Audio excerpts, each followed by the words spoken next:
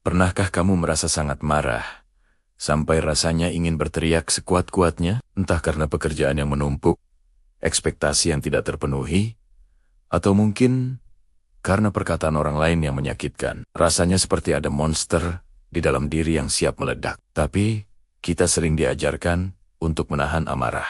Dibilang, kalau marah itu tidak baik, tidak dewasa, dan harus dikendalikan. Akhirnya, kita menekan semuanya, memendamnya dalam-dalam, berharap perasaan itu akan hilang begitu saja. Tapi nyatanya, ia tidak pernah benar-benar pergi kan? Ia hanya berubah menjadi raungan senyap di dalam hati. Hari ini, aku ingin mengajakmu melihat amarah dari sudut pandang yang berbeda. Bagaimana jika amarah itu sebenarnya bukan musuh? Bagaimana jika ia adalah seorang pembawa pesan, sebuah alarm yang berbunyi, nyaring, untuk memberitahu kita bahwa ada sesuatu yang penting yang sedang terjadi di dalam diri kita. Bayangkan, amarah sebagai gunung berapi. Di permukaan, kita hanya melihat ledakan lava yang panas dan merusak. Tapi jauh di bawahnya, ada tekanan, ada pergerakan, ada energi yang sangat besar yang sedang mencari jalan keluar. Amarah kita juga begitu. Saat kita marah, sebenarnya ada banyak emosi lain yang bersembunyi di baliknya. Mungkin kita merasa kecewa, tidak dihargai, takut, lelah, atau merasa tidak adil. Amarah hanyalah puncak dari gunung es emosi tersebut. Aku pernah berada di titik di mana aku sangat membenci rasa marahku. Setiap kali aku merasakannya, aku merasa bersalah. Aku merasa seperti orang yang buruk. Aku mencoba segala cara untuk menekannya. Aku menyibukkan diri, menghindari konflik, dan selalu berkata tidak apa-apa, padahal hatiku menjerit. Hasilnya, aku menjadi semakin cemas, stres, dan hubunganku dengan orang-orang di sekitarku menjadi tegang. Aku seperti berjalan di atas pecahan kaca, selalu takut salah langkah, dan melukai diri sendiri atau orang lain. Raungan senyap itu semakin keras, tapi aku tetap tidak mau mendengarkannya. Sampai suatu hari, aku sadar, dengan menekan amarah, aku bukan hanya menolak perasaan negatif, aku juga menolak bagian penting dari diriku. Aku menolak sinyal yang tubuh dan hatiku coba berikan. Aku menyadari bahwa marah bukanlah tanda kelemahan, tapi tanda bahwa ada sesuatu yang aku pedulikan yang sedang terancam.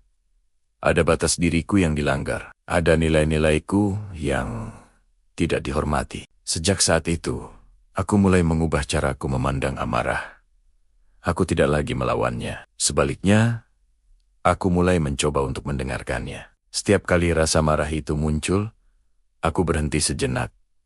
Aku tidak langsung bereaksi. Aku mengambil napas dalam-dalam dan bertanya pada diriku sendiri. Hei, ada apa ini? Apa yang sebenarnya sedang terjadi? Pesan apa yang ingin kamu sampaikan? Ini adalah langkah pertama yang paling penting. Jeda, beri dirimu ruang antara stimulus pemicu amarah dan reaksimu. Dalam jeda itu, ada kekuatan untuk memilih. Kamu bisa memilih untuk tidak meledak. Kamu bisa memilih untuk memahami. Tarik napas perlahan, hitung sampai 10. Atau berjalanlah sebentar menjauh dari situasi tersebut. Tujuannya adalah untuk menenangkan sistem sarafmu, agar kamu bisa berpikir lebih jernih. Setelah sedikit lebih tenang, mulailah proses investigasi diri. Seperti seorang detektif, coba telusuri apa akar dari amarahmu. Tanyakan pada dirimu, apa yang membuatku merasa seperti ini? Apakah aku merasa tidak didengar? Apakah aku merasa lelah? Apakah aku merasa kecewa pada diri sendiri atau orang lain? Cobalah jujur. Tidak ada yang menghakimimu di sini. Ini adalah percakapan pribadimu dengan dirimu sendiri. Mungkin kamu akan menemukan bahwa di balik amarahmu pada rekan kerja yang tidak kooperatif, sebenarnya ada rasa frustrasi karena kamu merasa semua beban pekerjaan ada di pundakmu. Atau di balik amarahmu pada pasangan, ada rasa takut dan sakit hati karena merasa tidak diprioritaskan. Mengidentifikasi emosi yang lebih dalam ini sangatlah penting, karena kamu tidak bisa menyembuhkan luka jika kamu tidak tahu di mana letaknya. Setelah kamu tahu apa pesan di balik amarahmu, langkah selanjutnya adalah belajar cara mengkomunikasikannya dengan bijaksana. Disinilah kebijaksanaan tersembunyi itu mulai bersinar. Amarah memberimu energi dan keberanian untuk mengatakan apa yang perlu dikatakan. Tapi kuncinya adalah menyampaikannya dengan cara yang konstruktif, bukan destruktif. Gunakan kalimat aku, bukan kamu. Misalnya, daripada berkata, kamu selalu membuatku marah karena tidak pernah mendengarkan. Cobalah katakan, aku merasa sedih dan tidak dihargai ketika aku merasa tidak didengarkan. Lihat bedanya? Kalimat pertama terdengar seperti serangan yang akan membuat orang lain defensif. Kalimat kedua adalah ekspresi perasaanmu yang membuka pintu untuk dialog, bukan perdebatan. Mengkomunikasikan kebutuhanmu dengan jelas adalah hakmu. Amarahmu memberimu petunjuk tentang kebutuhan apa yang tidak terpenuhi. Apakah itu kebutuhan untuk dihormati, didengarkan, atau kebutuhan untuk istirahat? Setelah kamu tahu kebutuhannya, kamu bisa memintanya dengan tegas, namun tetap tenang. Aku butuh bantuanmu untuk proyek ini, atau aku butuh waktu untuk sendiri malam ini. Tentu saja, ini adalah sebuah proses dan butuh latihan. Akan ada saat di mana kita terpeleset dan kembali ke pola lama. Dan itu tidak apa-apa. Yang terpenting adalah kesadaran dan kemauan untuk terus mencoba. Setiap kali kamu berhasil mengelola amarahmu dengan lebih baik, kamu sedang membangun otot kebijaksanaan emosionalmu. Merangkul amarah bukan berarti kita menjadi orang yang pemarah. Justru, sebaliknya, dengan memahaminya, kita bisa mengendalikannya, bukan dikendalikan olehnya. Kita belajar untuk menetapkan batasan yang sehat, berkomunikasi dengan lebih efektif, dan pada akhirnya memiliki hubungan yang lebih baik dengan diri sendiri dan orang lain. Raungan senyap di dalam hatimu itu bukanlah monster yang harus ditakuti. Ia adalah suara kebijaksanaanmu yang paling dalam, yang menunggumu untuk mendengarkan. Ia adalah pengingat bahwa kamu punya nilai, kamu punya batasan, dan perasaanmu itu valid. Jadi, lain kali kamu merasa amarah itu mulai memanas, jangan langsung menekannya. Berhenti sejenak, tarik napas, dan dengarkan. Tanyakan padanya, pesan apa yang kau bawa untukku hari ini? Kamu mungkin akan terkejut dengan kebijaksanaan yang akan kamu temukan. Mengabaikan amarah sama saja seperti mengabaikan alarm kebakaran. Kita menekan, menelannya mentah-mentah, dan berpura-pura semuanya baik-baik saja. Apa yang terjadi? Emosi itu tidak hilang. Ia hanya bersembunyi di sudut gelap dalam diri kita. Lama-kelamaan, ia akan menumpuk, menjadi bara api yang terus membakar dari dalam. Inilah yang seringkali memicu ledakan emosi yang tidak terkendali di kemudian hari. Seringkali pada situasi atau orang yang salah. Atau ia bisa berubah menjadi penyakit fisik seperti sakit kepala, masalah pencernaan, atau tekanan darah tinggi. Amarah yang ditekan adalah racun yang bekerja perlahan. Sebaliknya, melampiaskan amarah secara membabi buta juga bukan solusi. Itu seperti menyiram bensin ke api. Mungkin terasa melegakan sesaat, tapi setelahnya kita seringkali meninggalkan kerusakan yang lebih besar. Hubungan yang retak, kata-kata yang menyakitkan, dan penyesalan yang mendalam. Jadi, jika menekan itu salah, dan melampiaskan juga salah, lalu apa yang harus kita lakukan? Jawabannya ada di tengah-tengah. Merangkul dan mendengarkan. Langkah pertama untuk merangkul amarah adalah dengan mengakui kehadirannya tanpa menghakimi. Katakan pada dirimu sendiri, oke, aku sedang merasa marah sekarang. Dan itu tidak apa-apa. Beri dirimu izin untuk merasakan emosi itu sepenuhnya. Ambil napas dalam-dalam. Rasakan sensasi fisiknya di tubuhmu. Mungkin dadamu terasa sesak, rahangmu mengeras, atau tanganmu mengepal. Sadari semua itu. Dengan melakukan ini, kamu menciptakan jarak antara dirimu dan emosimu. Kamu bukan amarah itu. Kamu adalah orang yang sedang merasakan amarah. Ini adalah langkah kecil, namun sangat kuat untuk mengambil kembali kendali. Setelah kamu lebih tenang, mulailah proses investigasi. Tanyakan pada dirimu sendiri dengan lembut, seperti seorang detektif yang penasaran. Amarah, pesan apa yang ingin kau sampaikan padaku hari ini? Apa yang sebenarnya membuatku merasa seperti ini? Batasan mana yang telah dilanggar? Kebutuhan apa yang tidak terpenuhi? Mungkin jawabannya tidak langsung datang. Butuh latihan dan kesabaran. Mungkin kamu akan menyadari bahwa kemarahanmu pada rekan kerja yang berisik sebenarnya berasal dari rasa lelah dan kebutuhanmu untuk mendapatkan ruang pribadi yang tenang. Dengan memahami pesan di balik amarah, kamu bisa bertindak dengan lebih bijaksana. Alih-alih meledak pada rekan kerjamu, kamu bisa memilih untuk berbicara dengannya dengan tenang saat waktu yang tepat, atau mungkin mencari solusi lain seperti menggunakan headphone. Kamu beralih dari reaksi impulsif menjadi respons yang sadar dan konstruktif. Inilah inti dari kecerdasan emosional. Kamu tidak lagi dikendalikan oleh amarahmu.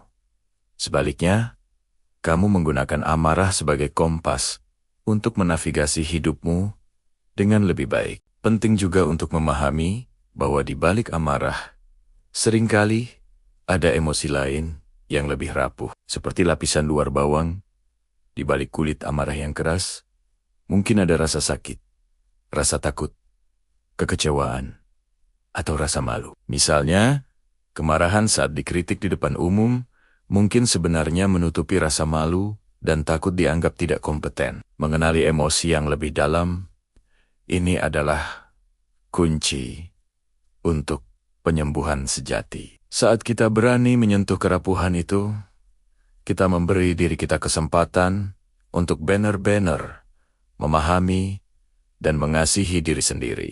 Tentu saja, proses ini tidak selalu mudah. Jika kamu merasa amarahmu begitu besar hingga sulit dikendalikan, atau jika itu berasal dari trauma masa lalu yang mendalam, tidak ada salahnya mencari bantuan profesional. Berbicara dengan terapis atau konselor bisa memberikanmu alat dan ruang yang aman untuk memproses emosi-emosi sulit ini. Ingat, meminta bantuan adalah tanda kekuatan, bukan kelemahan. Jadi, mulai hari ini, mari kita ubah cara kita memandang amarah. Jangan lagi melihatnya sebagai monster yang menakutkan, tapi sebagai pemandu yang setia. Setiap kali ia datang mengetuk pintu hatimu, jangan langsung mengusirnya. Bukalah pintu, undang ia masuk, dan tanyakan dengan tenang, ada pesan apa untukku hari ini? Kamu akan terkejut betapa banyak kebijaksanaan, kekuatan, dan pemahaman diri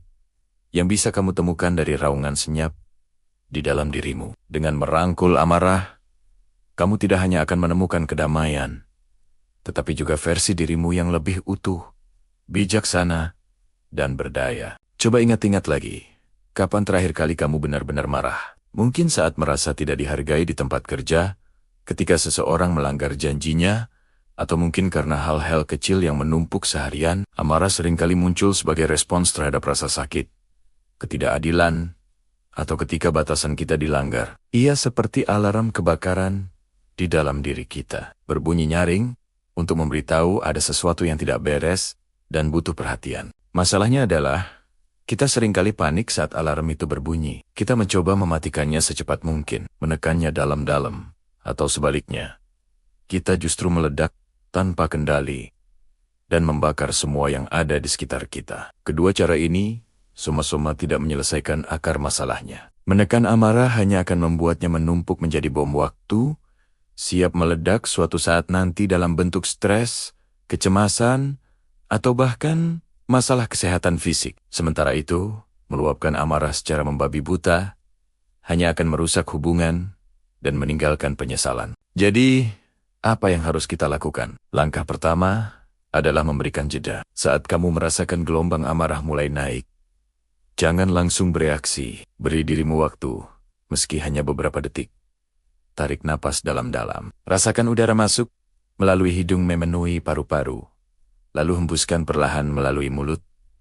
Ulangi beberapa kali. Langkah sederhana ini mengirim sinyal ke otak kita untuk lebih tenang, memberi kita ruang antara stimulus dan respons. Di dalam ruang inilah kekuatan kita berada. Setelah sedikit lebih tenang, coba tanyakan pada dirimu sendiri, Apa yang sebenarnya membuatku marah? Cobalah untuk melihat lebih dalam dari sekadar pemicu di permukaan. Mungkin bukan karena temanmu terlambat 5 menit, tapi karena kamu merasa waktumu tidak dihargai. Mungkin bukan karena tumpukan piring kotor, tapi karena kamu merasa beban pekerjaan rumah tangga tidak dibagi secara adil.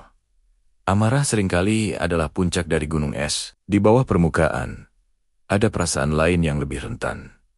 Kekecewaan, rasa takut, kesedihan, atau rasa tidak aman. Dengan mengenali perasaan yang lebih dalam ini, kita bisa mulai memahami kebutuhan kita yang sebenarnya. Apa yang aku butuhkan saat ini? Mungkin kamu butuh didengarkan, butuh pengakuan, butuh bantuan, atau sekadar butuh istirahat. Ketika kita tahu apa yang kita butuhkan, kita bisa mengkomunikasikannya dengan lebih jelas dan tenang. Alih-alih hanya berteriak dan menuntut. Bayangkan, kamu sedang berdebat dengan pasangan. Alih-alih berkata, "Kamu tidak pernah membantuku," yang terdengar seperti serangan, coba ubah menjadi, "Aku merasa sangat lelah dan kewalahan dengan semua pekerjaan rumah. Aku akan sangat menghargai jika kamu bisa membantuku dengan..." Lihat perbedaannya? Kalimat pertama memicu pertahanan, sedangkan yang kedua membuka pintu untuk diskusi dan solusi. Kamu tidak menyalahkan, tapi kamu mengungkapkan perasaan dan kebutuhanmu. Inilah yang disebut komunikasi asertif. Mengelola amarah juga berarti membangun kotak peralatan emosionalmu sendiri. Apa saja yang bisa kamu lakukan untuk menenangkan diri saat amarah datang? Mungkin dengan mendengarkan musik yang menenangkan, berjalan-jalan di alam, menulis jurnal untuk mengeluarkan semua unek-unekmu, atau melakukan olahraga untuk melepaskan energi yang terpendam. Setiap orang punya caranya masing-masing. Temukan apa yang paling cocok untukmu, dan jadikan itu sebagai ritual saat kamu merasa emosimu memuncak. Ingat, ini adalah sebuah proses, sebuah latihan. Akan ada saatnya kita terpeleset dan kembali ke pola lama. Tidak apa-apa. Jangan menghakimi dirimu sendiri. Yang terpenting adalah kemauan untuk terus mencoba dan belajar. Setiap kali kamu berhasil memberi jeda, setiap kali kamu berhasil memahami perasaan di balik amarahmu, itu adalah sebuah kemenangan. Marah bukanlah musuh. Ia adalah guru yang keras, tapi jujur. Ia menunjukkan di mana letak luka kita, di mana batasan kita, dan apa yang benar-benar penting bagi kita. Dengan belajar mendengarkan raungan senyap di dalam diri, kita tidak hanya menjadi lebih tenang, tapi juga lebih mengenal diri kita sendiri. Kita belajar untuk membela diri kita dengan cara yang sehat, membangun hubungan yang lebih kuat, dan pada akhirnya menemukan kedamaian yang sejati. Jika kamu merasa amarahmu begitu besar dan sulit dikendalikan hingga mengganggu kehidupan sehari-harimu, jangan ragu untuk mencari bantuan profesional. Berbicara dengan terapis atau konselor bisa memberimu alat dan dukungan yang kamu butuhkan. Itu adalah tanda kekuatan, bukan kelemahan. Jadi, mari kita mulai hari ini. Saat amarah datang menyapa, jangan langsung menutup pintu. Undang ia masuk.